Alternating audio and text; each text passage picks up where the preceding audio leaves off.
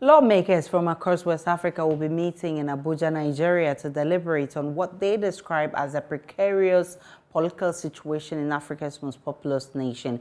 A country report submitted to the 5th ECOWAS Parliament suggests that less than 30% of the voter population were able to cast their ballot in choosing Nigeria's president-elect Ahmed Tinubu.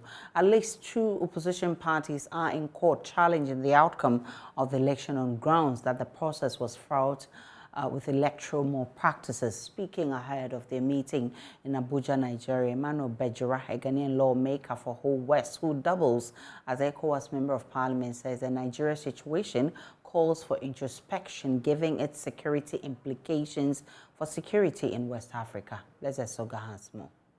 Committee will have its sitting, and once they have that sitting, they will decide on what the way forward should be on the political climate in Nigeria. Mind you, the opposition political parties are asking for a rerun of the elections where they believe that the candidacy of Bola Ahmed Tinubu as the leader of the APC should be annulled. He should not be recognized as the president-elect.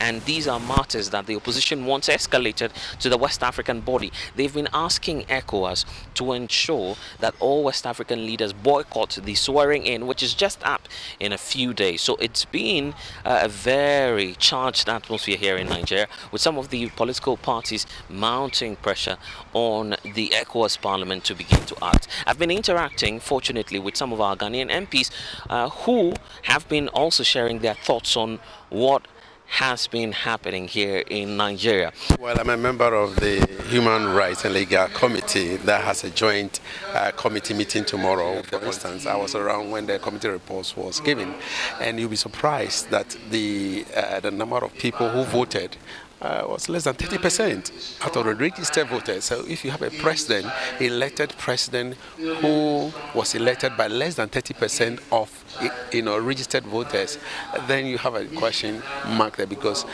I think internationally accepted figures should be hovering between 45 and 50%, and you have less than 30% people voting for you as a president.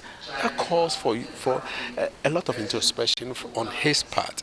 I don't know how they're going to do it, and I don't know what the court will come out with. My prayer is that there is so much fear in the atmosphere. My prayer is that this thing will be resolved, because, like I mentioned on the floor the other day, that when Nigeria coughs, the whole of West Africa, gets Qatar, and so we need to handle this situation very well, so that it will not, spill over to the other parts of West Africa countries. Yesterday, I was engaging the spokesperson for the Atiku campaign.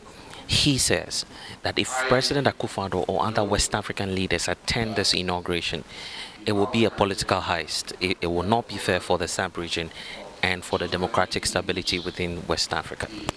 Well, back here in this Parliament, what we've been looking for and looking at basically has to do with dialogue, because we do not want a situation where one country will be involved in incineration, as we've seen over the sub-region, and so it is dialogue. However, if they have issues concerning the election, the best place is for the court. For the court to decide, and I believe that they've set aside 19th of this, I think tomorrow, 29, right? I think, yeah, the court. No, the court. The court is 19, and so let them go through the process. For now, since the court has not yet decided, I think that we should wait till the court comes out with its verdict. We cannot have a vacuum situation.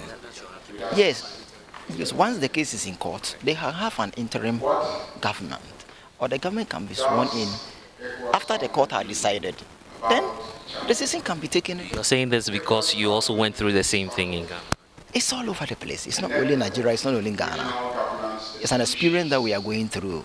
You see, we are within a political region, and what happens here can equally happen somewhere else, like the cases in court. We can also say that there shouldn't be presidents taking over the nation activities. So there should be, he can swear in, all right. However, the case can continue.